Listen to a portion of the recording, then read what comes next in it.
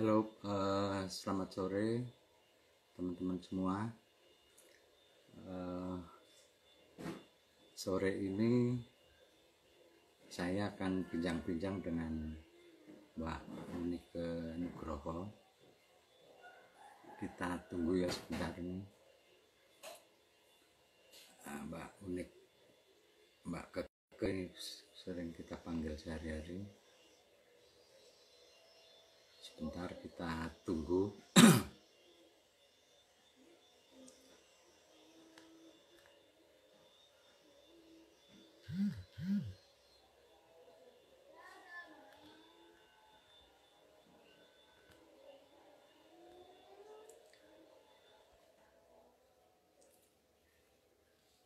Sebentar kita coba tunggu kehadiran Mbak Keke sore ini. Selamat sore semua untuk teman-teman yang sudah hadir.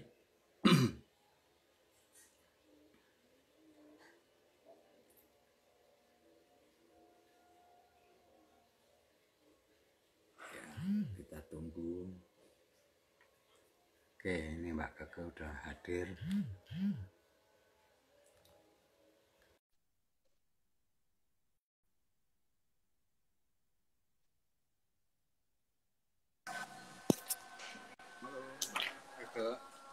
Halo, sore Pak Toto.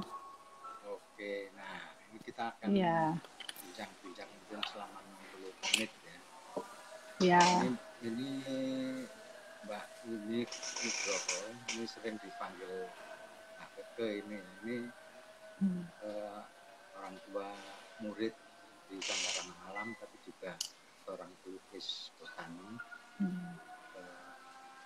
Saya kira untuk nanti Mbak Keke bisa cerita tentang selama menjadi pelukis botani ya, tetapi sebelum itu selama pandemi ini ada hal-hal apa saja yang Keke, karena mungkin juga di rumah terus ya, dan ada perubahan-perubahan apa atau apa saja yang bisa diceritakan. Oke, silakan sebelum cerita tentang lukisan botani cerita soal pandemi dulu deh. Kalau wabah COVID ini kan sebetulnya kami sudah mengikuti ketika bahkan Januari itu kami sudah mendengar berita ketika masih dikabarkan ada penyakit misterius semacam gangguan pernafasan di Cina, itu sudah diikuti. Kebetulan suami saya punya concern, minat dan mengikuti berita semacam itu. Jadi waktu belum anak-anak diliburkan itu kami sudah libur sendiri sih Pak. Jadi sudah meliburkan diri karena waktu itu sudah cukup mendapat pengetahuan bahwa ini suatu yang serius. Nah, ya tentu saja sama seperti semua orang, ini bukan sesuatu yang sudah pernah saya alami sebelumnya. Jadi cukup ya kadang ada khawatirnya, kadang ada deg-degan yang atau kebosanan juga macam-macam ya, tapi juga ada hal-hal positifnya juga yang saya rasa tidak mungkin saya alami jika tidak terjadi pandemi seperti ini. Nah, ini membuat ya banyak diskusi dengan suami juga, pemikiran-pemikiran yang ini memang sesuatu yang luar biasa sih, dan kita kayak dipaksa untuk berhenti dulu gitu ya, berhenti dan mungkin sedikit merefleksikan apa yang sudah kita jalani dalam manusia dalam perannya di bumi ini gitu. Cuma kalau dalam hal pekerjaan ataupun kegiatan, mungkin yang paling berubah itu ada jadwal suami saya yang biasanya ngantor Senin sampai Jumat, kadang Sabtu juga masuk, dan jadwal anak yang biasanya sekolah gitu. Kalau saya sendiri secara pribadi memang bekerja dari rumah Pak dari dulu. Jadi memang bekerja lepas, jadi secara pekerjaan tidak ada perubahan yang berarti karena memang dari dulu sudah biasa bekerja di rumah. Selama masih ada internet, saya bisa bekerja gitu ya.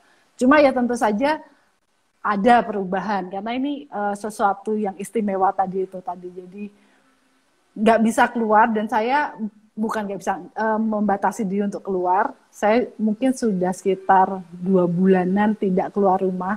Yang keluar suami aja, kami yang lain tetap di rumah gitu. Dan ini juga nggak tahu sampai kapan, tapi ya manusia kan sangat bisa beradaptasi. Jadi saya pikir ya dijalanin dan sambil dinikmati, begitu. Saya di lockdown di rumah ini udah barengan dengan Tuhan di sana itu. Oh iya iya, iya iya, Oke. betul.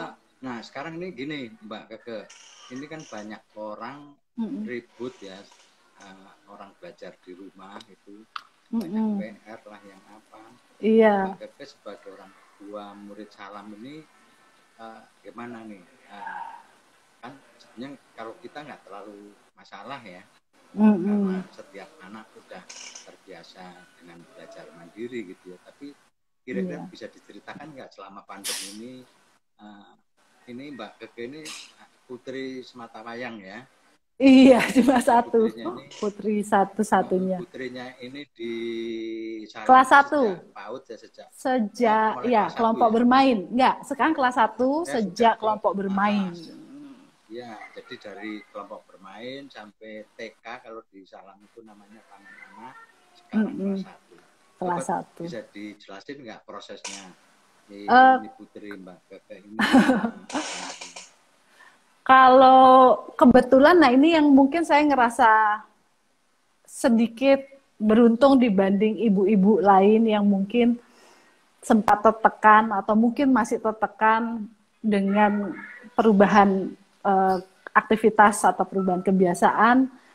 Mereka harus di rumah untuk istilahnya mengajar anak, kemudian juga mengerjakan atau membantu mengerjakan tugas-tugas anak. Kalau di Salam kan anak relatif merdeka ya Pak ya, bebas mereka mau belajar apa gitu ya. Jadi tidak ada PR, tidak ada tugas dibawa pulang dan ujian-ujian ulangan gitu, nggak ada. Jadi anak saya sebetulnya tidak, atau sekolah juga guru-guru atau fasi kalau kita sebut fasilitator ya di Salam itu tidak menuntut macam-macam ke orang tua gitu ya. Tidak ada harus mengerjakan PR ini atau tugas ini. Jadi itu sendiri sudah sebuah keringanan. Anak saya menjadi tidak terlalu terbebani oleh tugas-tugas sekolah yang harus dikerjakan di rumah. Cuma kebetulan saya dan suami punya kesepakatan yang berbeda ketika wabah ini. Jadi meskipun di rumah, anak kami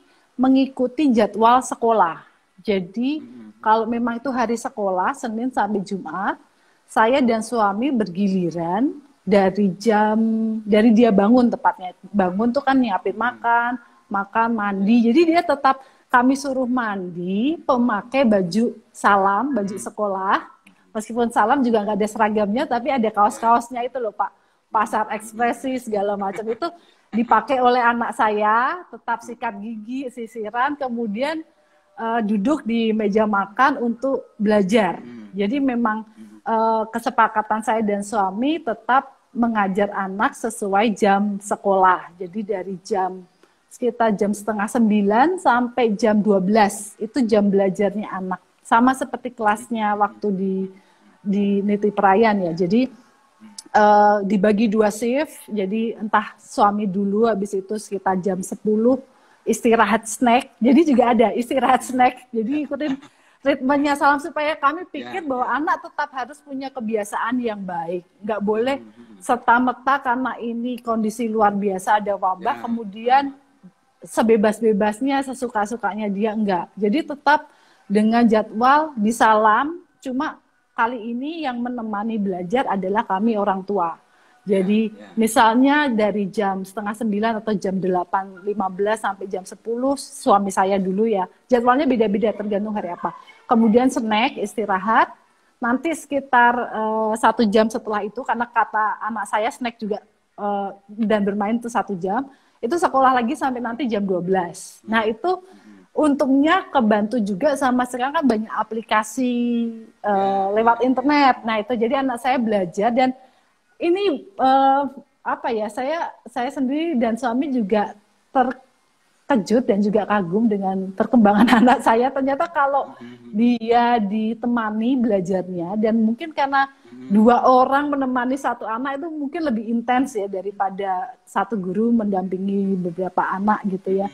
Jadi anak saya belajar matematika sekarang mungkin udah kayak bukan kelas 2, kelas 3, Pak.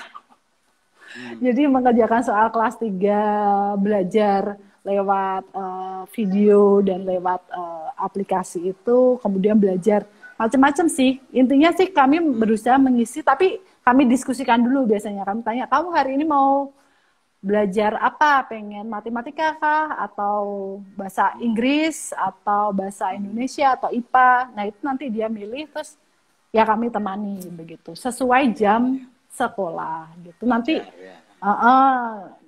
terus baru malamnya, jadi setelah jam 12 sampai maghrib itu bebas, anak boleh bermain, boleh istirahat. Tapi nanti setelah makan malam, dia wajib mengerjakan tugas dari FASI.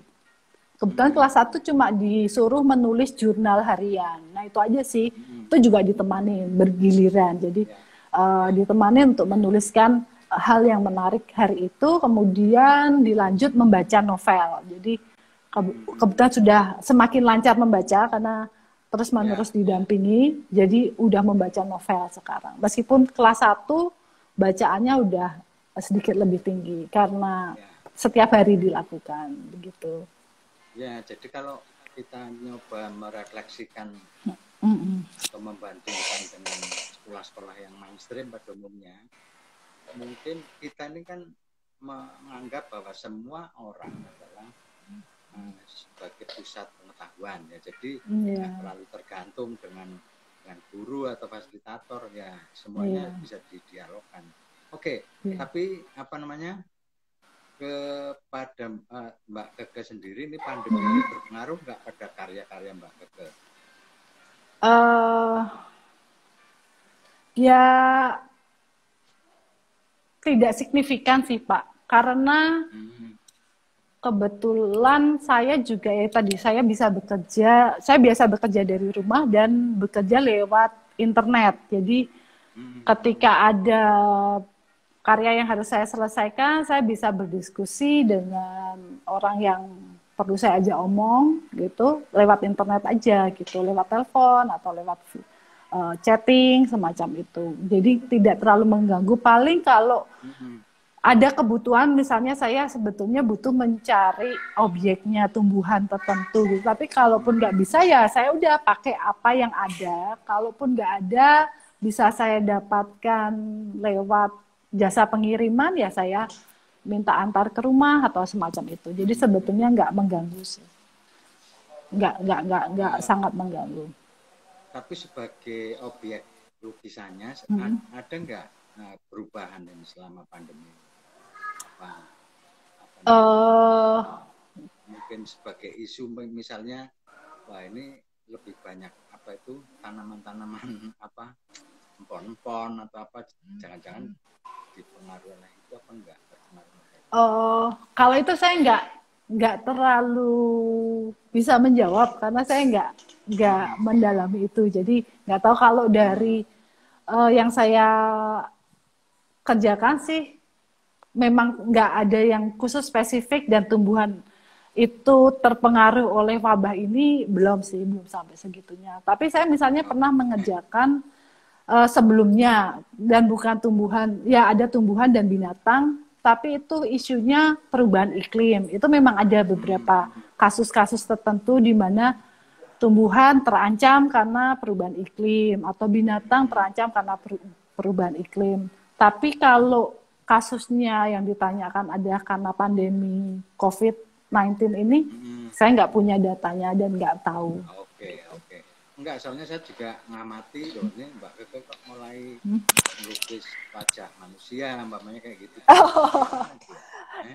Oh, kalau itu ini Pak, karena di rumah aja, nggak bisa kemana-mana Oh, kan agak bosen ya ya, Pak. ya.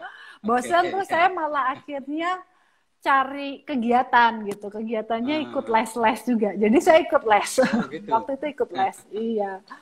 Kursus melukis Oke, wajah gitu. oke. Saya kira sekarang saatnya Mbak Keke Mm-mm. ini Mm-mm. coba mencoba share tentang apa sih sebetulnya eh, lukisan botani itu apa sih sebenarnya bedanya dengan lukisan atau Mm-mm. aliran-aliran apa namanya seni rupa pada umumnya itu kayak apa? Kan berarti ini Mm-mm. ada karya seni rupa, tetapi di sisi lain juga ada urusan botani nih. Nah, mungkin Iya. Mbak Keke bisa bisa apa namanya bisa Mm-mm. share ke teman-teman Iya. sekalian. Silakan Pak. Iya. Tapi sebelumnya nih Pak, ada yang komentar. Katanya suara Oke, Pak Toto pelan atau bahkan tidak ada. Mungkin perlu didekatkan. oke, ya, ya, ya, udah. Ini kok ada Sekarang yang beberapa berkomentar. ya, Oh, yang ya. paling penting yang mesti banyak bicara Mbak Keke aja udah oke. Oke Mbak Keke lanjut nih. Tadi Eh, pertanyaan saya tadi. ya, jadi kalau di tentu saja ada bedanya.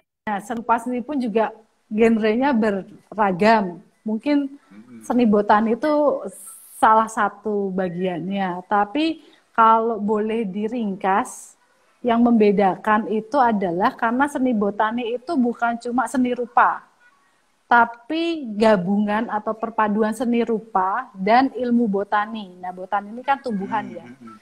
Ilmu Ya, ya. tentang tumbuhan, kajian tumbuhan. Nah, itu bedanya karena eh, mungkin apalagi di seni rupa yang modern di mana seniman memiliki dorongan dan kebebasan yang sebebas-bebasnya.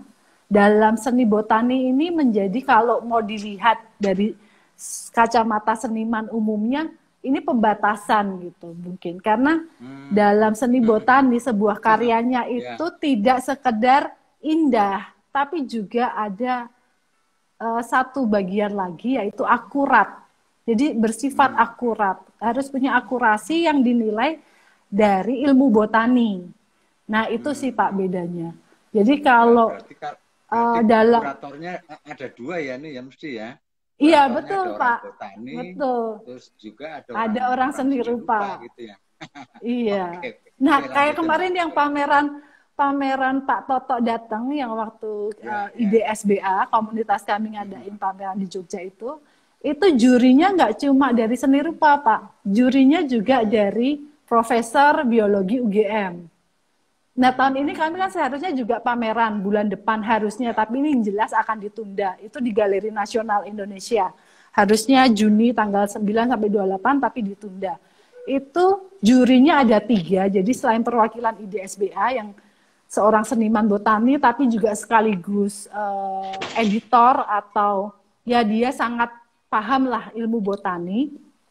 Satu lagi Hmm. kurator Galeri Nasional, satu lagi itu memang peneliti, seorang Ah. taksonom. Jadi ahli Hmm. untuk mengelompok-kelompokkan, ahli melihat dari bentuk sebuah benda itu 3 juri ini yang satu kita sebutnya botaniwan ya, jadi ahli botaninya itu juga Hmm. punya peran yang seimbang gitu. Jadi dalam sebuah pameran seni botani yang menyeleksi itu nggak cuma itu tadi yang ngerti indah tapi juga yang ngerti botani. Bisa karya itu sangat indah, nilainya tinggi dari Hmm. sisi seni, mungkin komposisinya sangat Hmm. memukau, warnanya sangat Hmm. bagus, sangat Hmm. tampak sangat realistis gitu. Tapi kalau dia salah, itu didiskualifikasi Pak, karena tetap Hmm. syarat penting dalam seni botani itu akurasi. Jadi misalnya, wah ini bagus nih, tapi kok bunganya eh, ini masuknya kelompok atau genus A, tapi ini kok habitus apa ya? Bentuk badannya Hmm. atau batangnya, daunnya ini kayaknya genus B. Nah, itu bisa Hmm. bisa menyebabkan sebuah karya yang indah tadi tidak lolos gitu. Nah, itu Oke. uniknya seni botani itu. Nah, yang dimaksudkan akurasi itu apa menyamai foto atau apa? Jadi akurasi di sini kan kalau dalam ilmu botani sebuah spesies atau jenis tanaman baru ditemukan, itu ahlinya ketika dia mau mendaftarkan kan semua spesies atau semua makhluk hidup yang berhasil ditemukan itu didaftarkan, diberi nama yang namanya Latin itu loh, nomenklatur itu. Nah itu biasanya disertai juga deskripsi yang sangat rinci, Pak. Jadi misalnya anggrek A gitu ya, itu bunganya warnanya seperti ini, bentuk bibirnya itu begini dengan tekukan begini, daunnya seperti ini, itu semua sangat rinci. Dan ketika ada sebuah karya yang diperiksa oleh ahli botani, itu yang diperiksa itu, Pak. Jadi, loh ini harusnya daunnya ini bergerigi nih. Kok ini daunnya rata, atau kok ini daunnya bentuk tepiannya nggak sama, tulangnya ini harusnya menjari, tapi ini kok tulangnya malah kayaknya sejajar. Nah itu otomatis itu tadi nggak akurat secara botani, karena sama seperti kalau kita mengenali, oh ini manusia, ini orang utan, itu punya perbedaan kan. Nah, kalau orang hutan dinamai manusia, tentu saja yang tahu akan ini salah gitu. Nah, begitu juga dengan tumbuhan. Nah, itu yang disebut akurat secara botani. Terus apalagi itu kalau nggak salah waktu itu ya, saya mendengarkan sambutannya kurator yang dari Seni Rupa. Juga mengungkapkan lukisan botani itu justru harus melebihi kacamata lensa kamera, artinya yang tidak bisa dilihat oleh kamera gitu. Itu gimana itu manunya itu? Sebetulnya kalau ini begini Pak, kamera itu tambah lama tambah canggih dan menghasilkan sebuah gambar yang semakin lama semakin besar, resolusinya semakin tinggi. Tapi ada kelebihan pada mata manusia dibanding kamera. Mata manusia itu bisa selektif, bisa fokus. Dia bisa menentukan bagian mana yang penting dan bagian mana yang dapat diabaikan.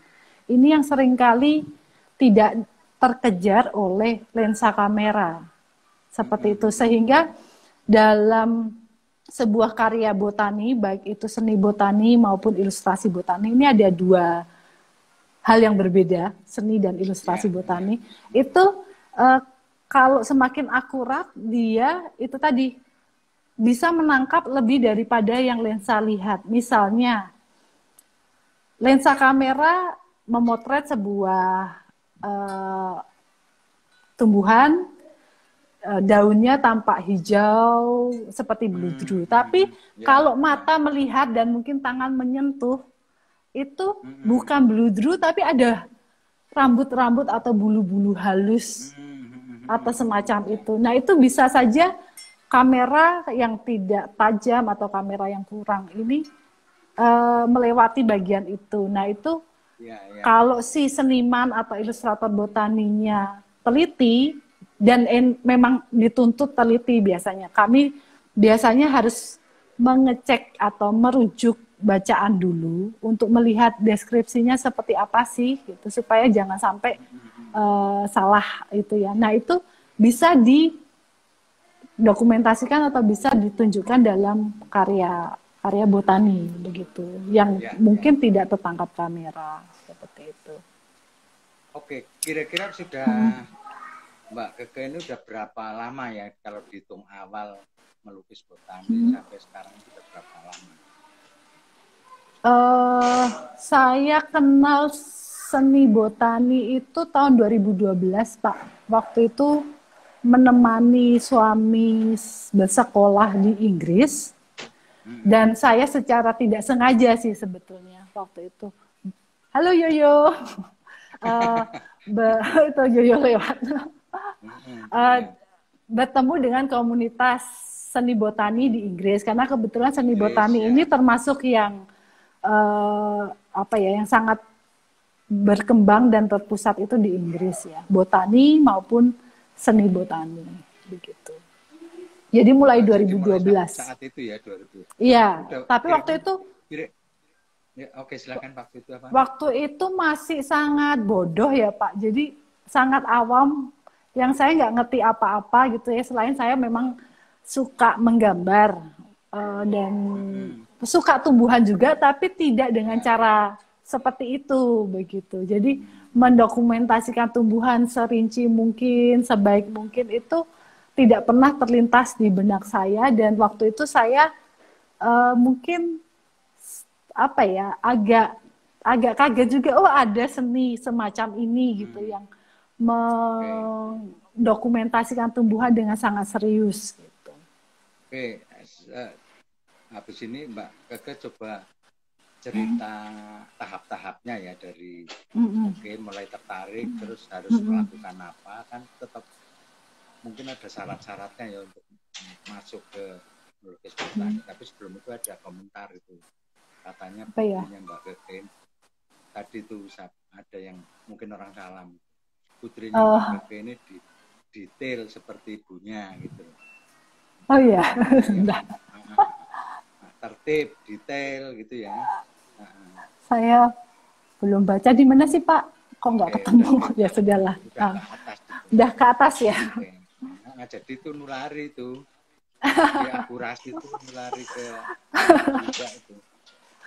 Oke, kira-kira apa tadi pertanyaan saya tadi kan? Oke, tertarik terus lalu tertarik apa gitu sebelum melukis itu, kira-kira kan berarti ada fungsi riset juga kan atau apa gitu? Iya, ada fungsi riset juga. Jadi kalau misalnya tertarik pada suatu tumbuhan, karena bagaimanapun ini masih ada pendekatan sebagai seniman ya Pak, bukan sebagai ilmuwan. Jadi sebagai seniman itu biasanya saya akan merasa terpanggil gitu loh, kalau ada tumbuhan yang saya kayaknya untuk dilukis gitu. Karena kan tumbuhan ada sangat banyak ya, tapi nggak semua itu memanggil untuk dilukis gitu. Jadi biasanya ada tumbuhan yang membuat saya tergerak untuk mengenali lebih lanjut. Nah, kalau misalnya saya tertarik pada sebuah tumbuhan begitu misalnya. Nah,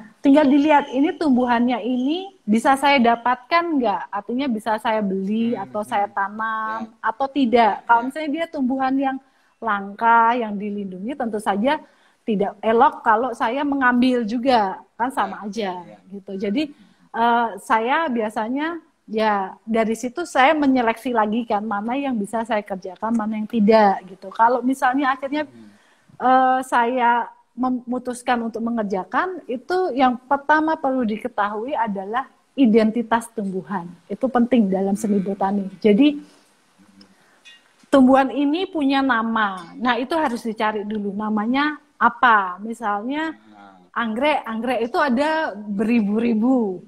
Nah, tapi saya mau mengerjakan misalnya Dendrobium dianiae karena saya tertarik. Nah, itu pertama namanya itu, begitu nama ketemu di dunia saat ini, dunia maya yang sangat luas, kita bisa Google, cari tahu lebih lanjut tentang tumbuhan ini. Nah dari situ sih udah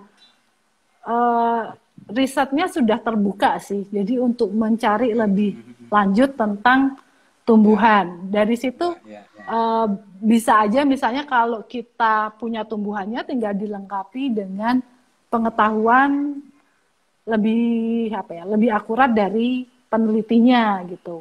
Nah, kebetulan karena kami punya komunitas di mana anggotanya bercampur, nggak semuanya seniman tapi juga ada ahli botani, ada peneliti. Itu biasanya kalau diperlukan ya saya kontak mereka. Kalau mereka bukan ahlinya genus itu atau taksa atau kelompok tanaman itu, saya biasanya minta kontak siapa temanmu atau kolegamu yang punya pengetahuan tentang ini. Nah, nanti kalau perlu saya akan kayak wawancara atau bertanya-tanya dengan ahli botani khusus taksa atau tanaman itu begitu. Nah, nanti kalau udah Ya, dikumpulkan aja bahannya sambil mungkin kalau sudah punya bayangan mulai kayak membayangkan komposisinya seperti apa ya. Nah ini pentingnya untuk mengenal eh, lebih membaca lebih lanjut tentang sebuah tumbuhan karena sebuah tumbuhan itu biasanya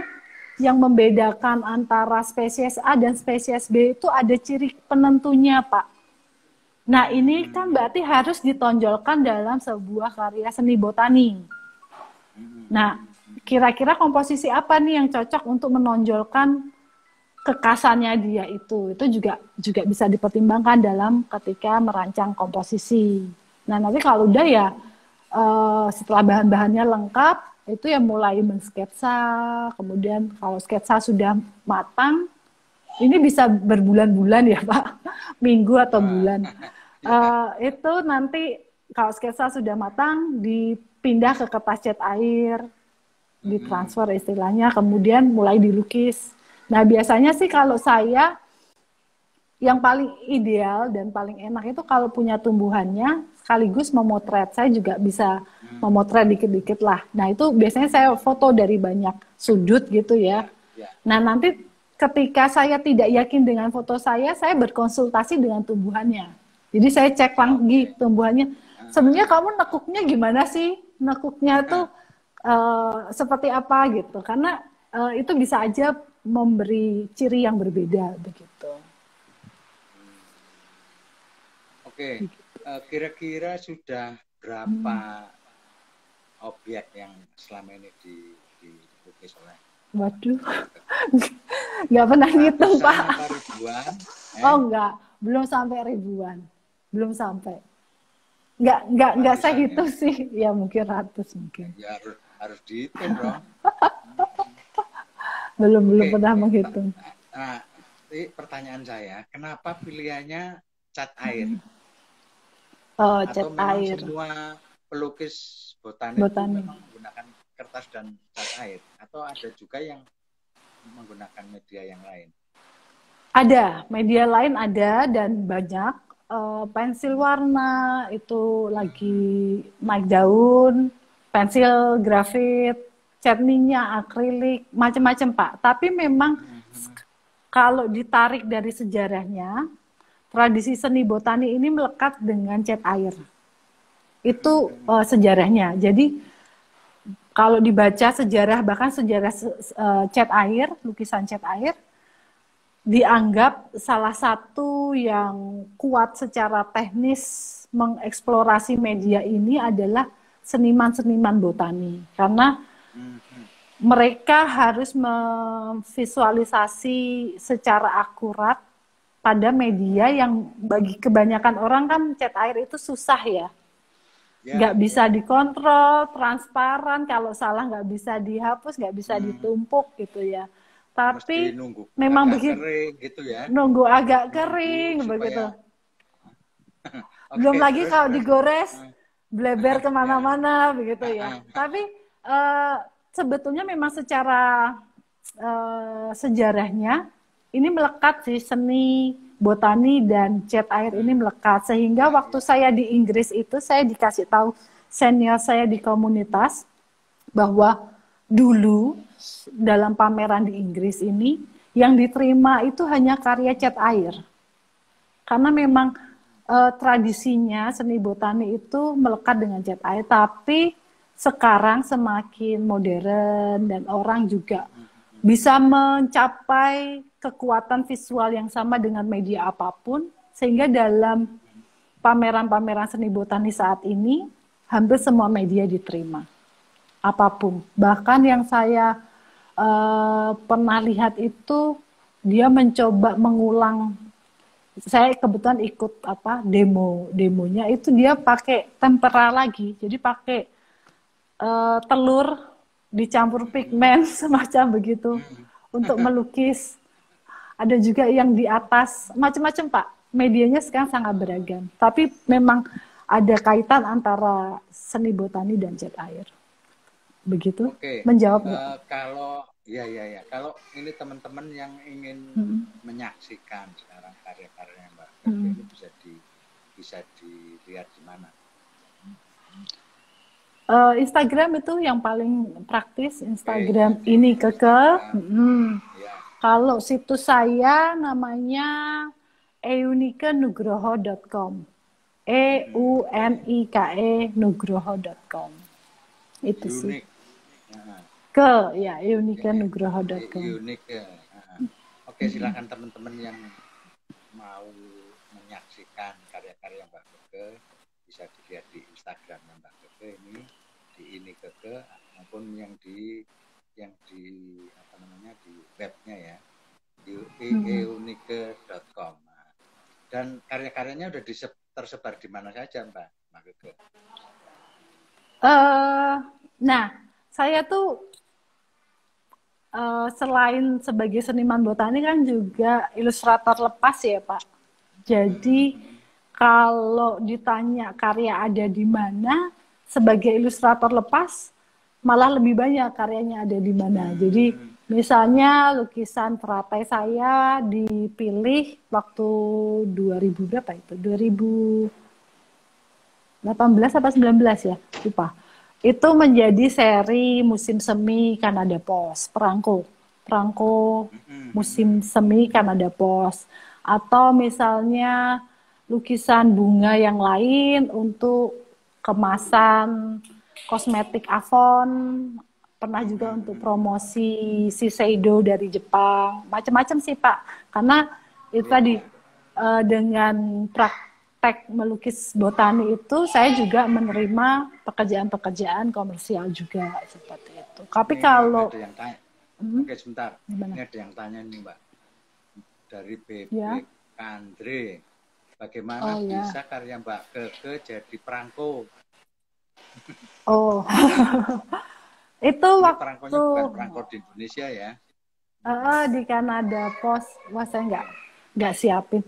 Waktu itu saya diajak sama sebuah agensi desain dari Kanada, dari Toronto kalau nggak salah. Maukah bekerja sama untuk pitching? Pitching tuh semacam tender.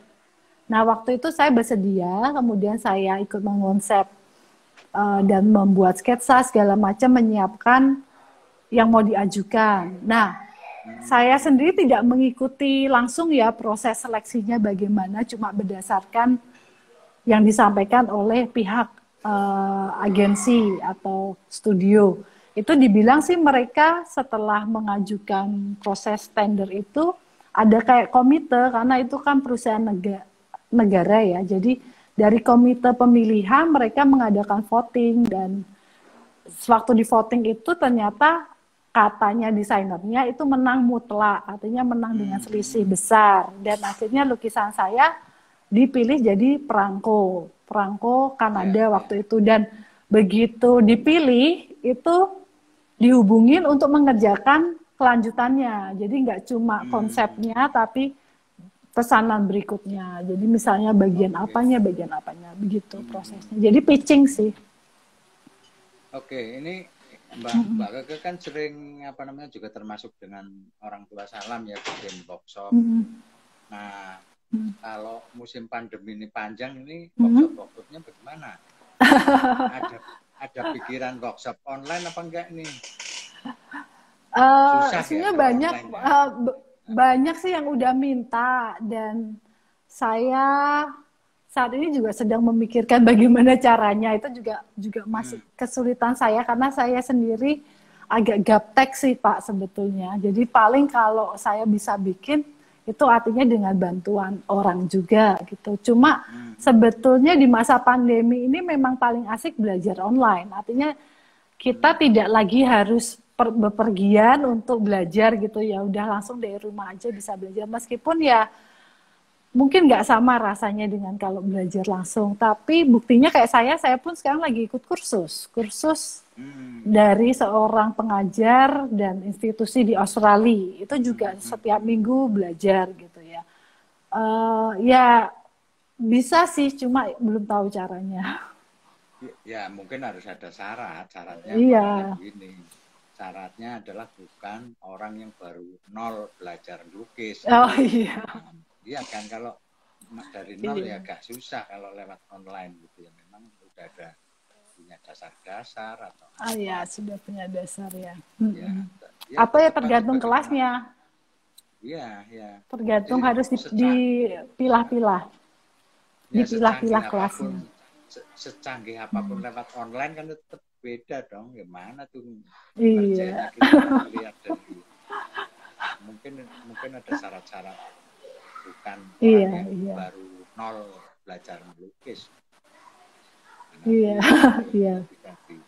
Saya kira orang Salam tuh banyak yang punya kayak gitu. Nah, Iya, iya. kan kita nggak tahu nih sampai kapan, nggak tahu. Iya, betul. Dan ini kayaknya bakal lama sih, Pak. Iya. Dan dulu TBC aja berabad-abad nih baru ketemu obatnya. Iya.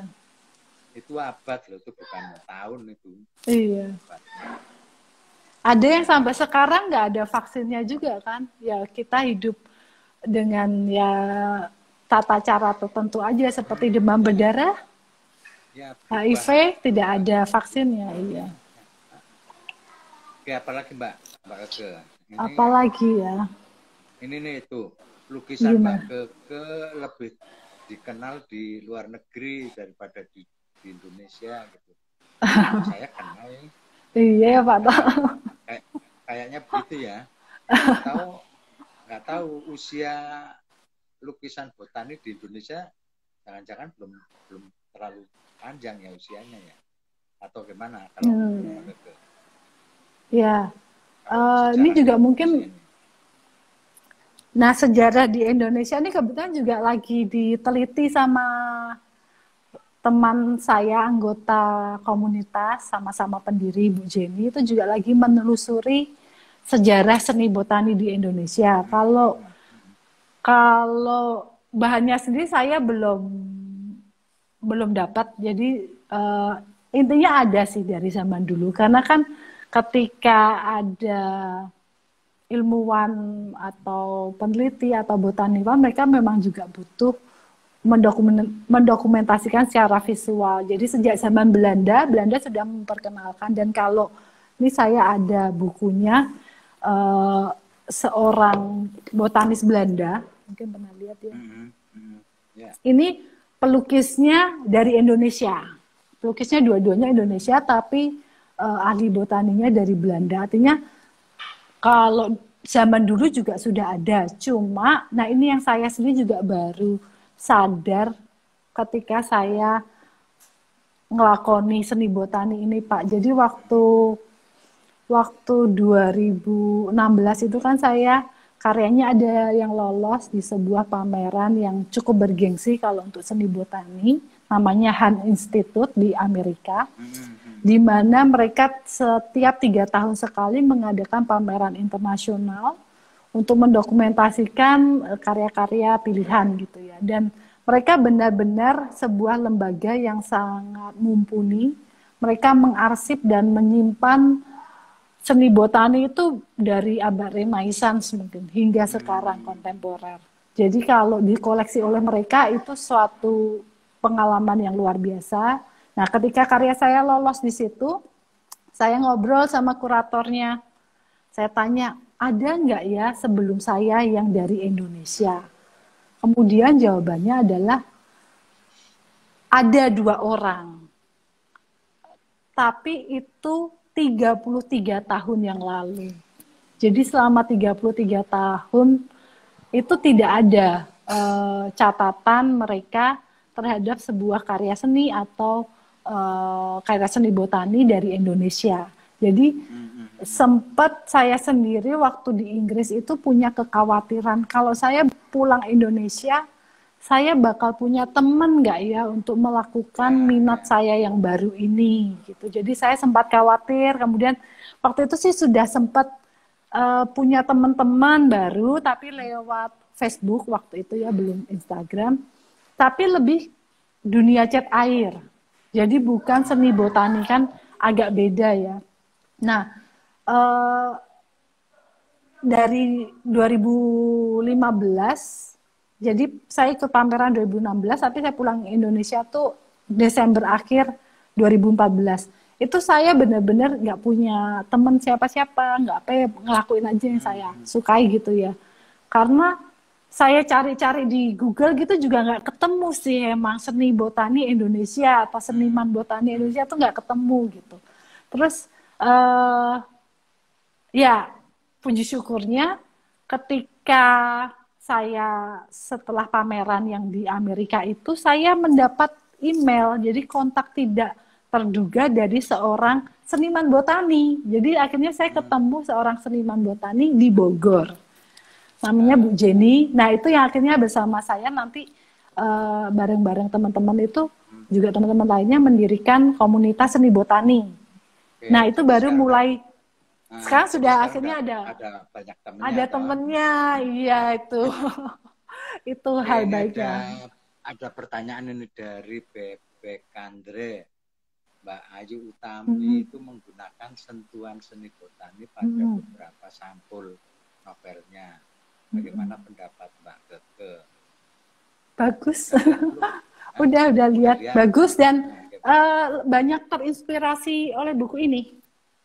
Ah, ah, ah. Memang disebutkan juga kayaknya terinspirasi oleh buku Flora Pegunungan Jawa, dan buku Flora Pegunungan Jawa ini diterjemahkan dan diinisiasi oleh Ibu Jenny yang saya sebutkan tadi.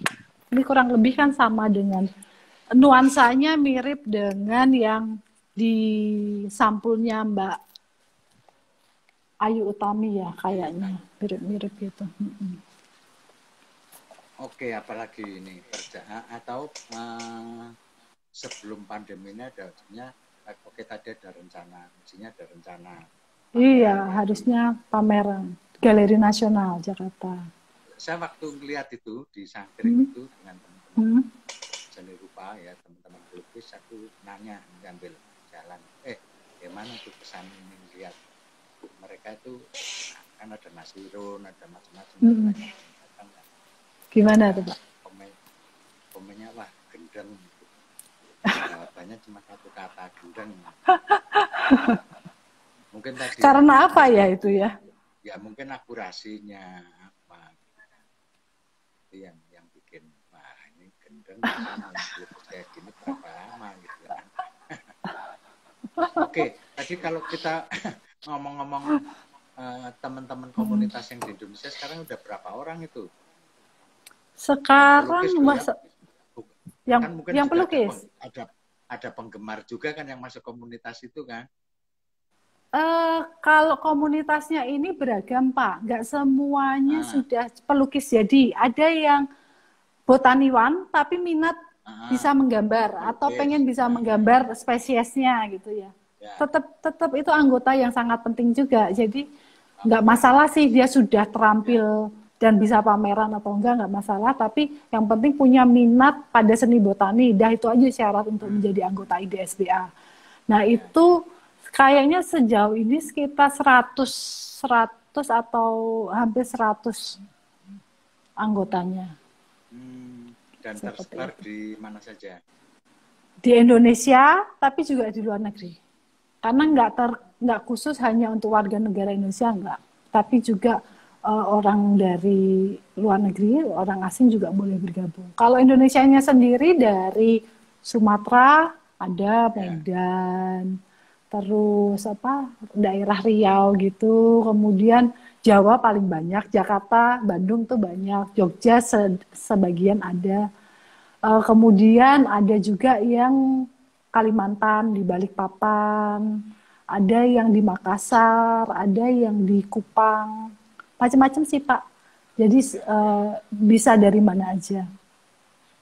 Oke, ini pertanyaan usil Mhm. nih. Ada nggak teman-teman pelukis botani yang agak-agak apa ya umpamanya gini, umpamanya ini ada apa tumbuh-tumbuhan ya yang karena ada pembabatan hutan gitu ya, ada yang Hmm. rusak tertindih pohon atau apa gitu. Hmm. Nah, ada yang mulai kayak gitu apa enggak?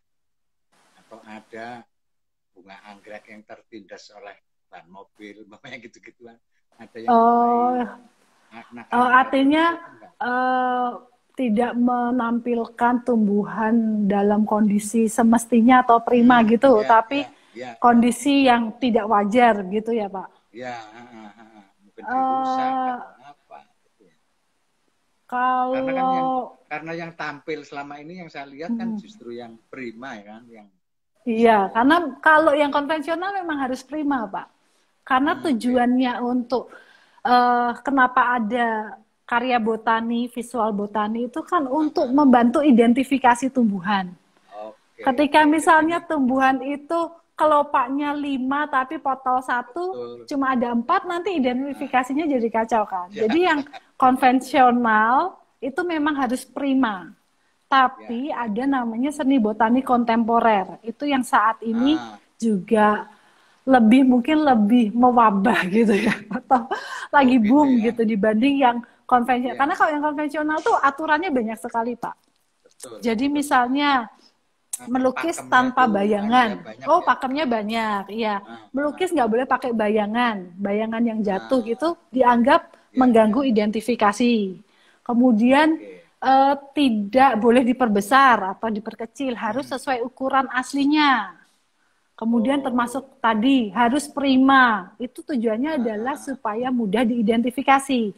Nah, kemudian pada saat ini di mana sebetulnya kamera atau foto tadi juga sudah membantu sih dalam mendokumentasikan tumbuhan, seni botani jadi lebih bebannya berkurang mungkin kalau saya bilang. Jadi punya mungkin dulu pelukis botani ini memang diperlukan oleh para peneliti botani ya, visual kan.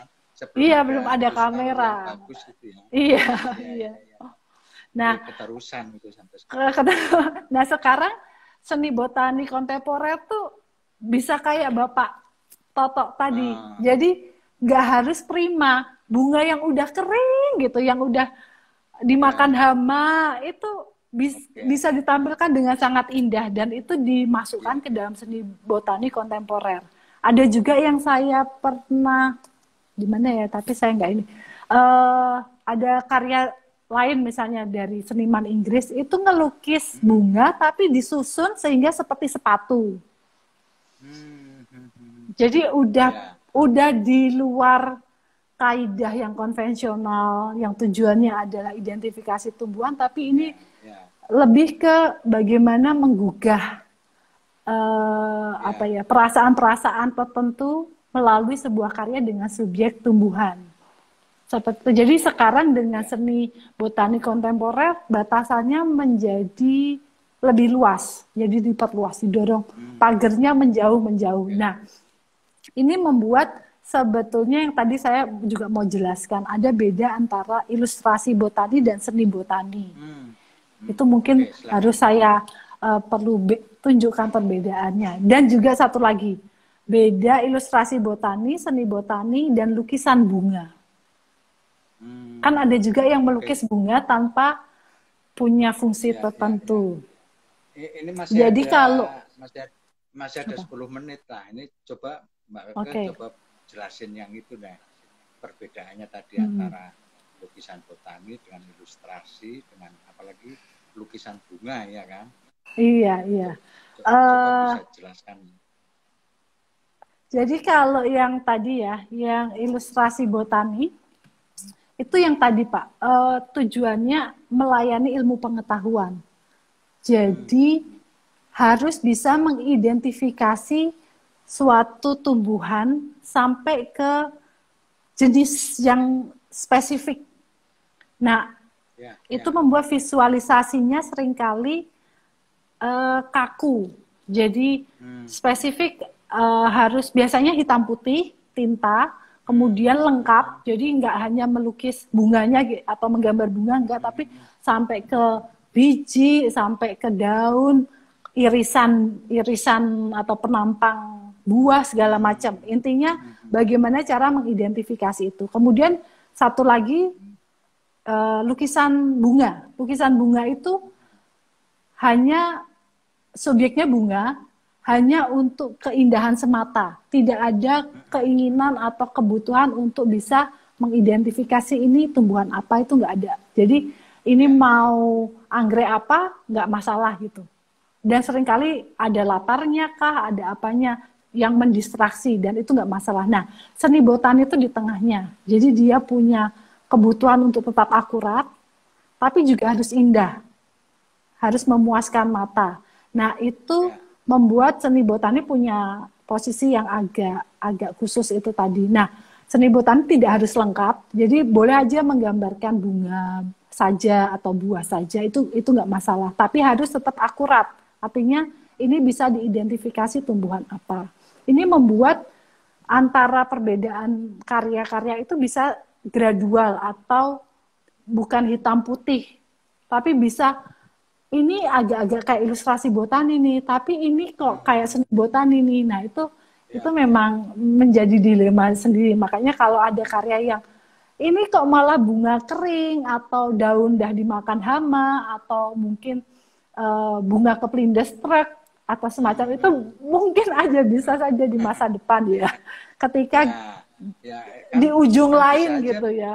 itu kan bisa menjadi media kritik ya terhadap perusahaan botani Iya. atau apa, itu kan bisa sangat mungkin. Tapi saya kira yang paling mendasar kan saya agak paham nih, kayaknya dulu itu sejarahnya memang diperlukan oleh para periset untuk Iya, betul. Itu. mendokumentasi. Jadi ya udah, itu akhirnya menjadi perkembangannya menjadi karya seni yang memiliki sejarah cukup ketat Iya, terhadap itu. iya. Tapi saya kira yang kontemporer itu tidak menutup kemungkinan menjadi karya kritikal terhadap perusahaan atau terhadap Iya, bisa. pemindahan dunia botani ke Atau tempat-tempat yang eksploitasi ya. itu kan sangat mungkin gitu ya. Nah, saya agak mendambakan itu kelak kemudian hari. Iya. Ya. Jadi ada bunga anggrek yang tertindas oleh apa namanya, oleh Illegal logging mesin gitu ya. besar yang Mesin. illegal logging gitu. Iya. Tapi ternyata sudah ada ya yang kontemporer itu ya. Ada. Dan sebetulnya juga semakin beragam sih. Eksplorasinya udah bukan lagi di kaidah-kaidah yang pakem itu, tapi ide gitu juga ada. Sudah ada. Oke, apalagi Mbak Keke, ini masih ada waktu nih. Masih ada waktu Apa ya? menit. Ya, paling nggak pesan ke teman-teman ini, kira-kira kalau yang minat kayak atau yang apa gitu bisa harus bagaimana umpamanya yang mau gabung dengan apa tadi namanya, IDSBA. Komunitasnya IDSBA. Bahasa Inggris Pak, Indonesian Society of Botanical Artists. Nah, jadi komunitas seni botani Indonesia lah gitu. Itu ada akun Instagramnya juga, ada IDSBA itu. Oke. Terus apa lagi Mbak? Kalau misalnya biasanya ya, kalau saya lihat yang punya minat pada seni botani itu latar belakangnya bisa beragam-ragam. Jadi bisa aja dari bidang seni atau bidang biologi atau botani, bahkan di luar itu juga bisa. Anggota kami ada yang keuangan, ada yang farmasi segala macam, tapi biasanya punya minat yang sama sih Pak. Biasanya memang punya kecintaan pada alam gitu. Dan kalau punya minat itu, sebetulnya seni ini sangat baik sebagai media untuk membantu mengadvokasi alam atau tumbuhan secara khusus gitu. Karena seni ini kan sifatnya perasaan ya Pak, hati gitu. Nah, emosi hati itu kan sebetulnya lebih kuat menentukan sebuah keputusan atau mendorong sebuah tindakan atau memotivasi sebuah aksi gitu ya, daripada dikasih tahu fakta Indonesia itu kerusakan alamnya sekian-sekian, itu tuh seringkali masuk telinga kanan keluar telinga kiri gitu kan. Jadi kalau saya pikir teman-teman ini tersisa, nanti kayaknya ini masih hangat deh. Bisa kita mau disambung? lanjut nggak? Boleh. Iyalah, boleh.